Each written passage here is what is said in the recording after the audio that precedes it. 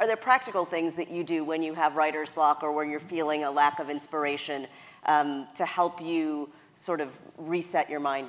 Yeah, I absolutely. I think you have to sneak attack the page sometimes. And I think that part of going from being a talented person to actually being a writer is craft coming in when the idea doesn't drop down into your lap. We all hope for those moments, and we have a couple of them in our lives where the idea comes out fully formed, and you go, thank you for that idea. I'm going to put it down. Oh, it came out exactly as you intended. Wonderful.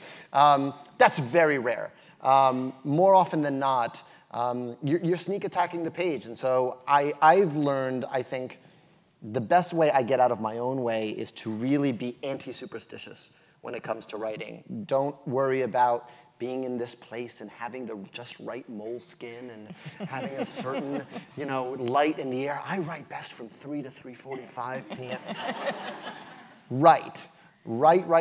And when in the moments I do feel stuck, I don't chalk it up to this is a block. I chalk it up to this is an approach that isn't going to get me all the way there. Sometimes I'll start with a rhythm. Sometimes I'll start with a lyric. If I create a piece of music and the lyrics aren't flowing easily from that, I go back to that piece of music and interrogate it until it feels simpler. And then the other great thing has been working with other people. I write musicals. I have to work with other people all the time. I work with choreographers. I work with lighting designers.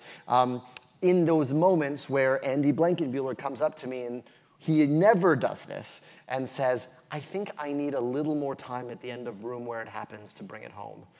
You listen to Andy Blankenbuehler, because that means he's got a really good idea, and he's going to bring it the fuck home, as he did at the end of Room Where It Happens. And I remember I would always sit in the wings. It's one of the moments I'm not on stage.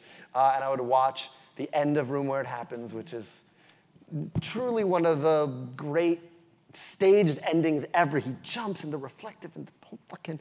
And I remember just thinking, I am such a dummy for not playing Burr. And I felt that way at the same time during Wait For It. I was like, I gave all the best songs to Burr. And that was a moment where I felt that. So again, it's about listening to the people you're working with and also just really never running out of approaches to the page. And that comes with time. Because I think when you start out writing, it's just, here are all the feelings that I have, and then you chase your heroes, you figure out your tastes, you figure out what you do like and you don't like in other people's writing, and that informs your writing. And it all becomes sort of tools in your toolbox so that you can kind of approach the page from any angle. I wondered if after the success of Hamilton, there was any writer's block or intimidation about taking on the next project. When you've had such a global success like that, can it be paralyzing? No. You have to see it as freeing. You have to see it as Hamilton is the first line of my obituary. Done. So now what do I do? I don't have anything like that for my obituary. Handled. It's done. And so great. And by the way, I'm very proud of it. And I'm very proud for that to be the first line of my obituary. But then it means I can get really weird if I want to. Like, I can kind of go any direction I want.